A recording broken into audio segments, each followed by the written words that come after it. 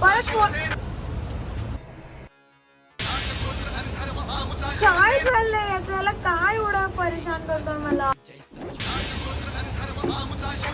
साहिल काय झालं? बोल यार. अरे अंकिता तू वेडी आहेस का? कधीपासून कॉल करतोय? एवढे फोन का करतोय? तुला माहितीये मी कामात आहे. हा ग ठीक आहे ना, एवढे काय चिडचिड करतेस? चिडचिड माणसाची चिडचिड होईल ना यार. मन त्यांनी चालू आहे माझं. हे बघ मला माहिती होतं का आज मंथेंड आहे तुझं ते.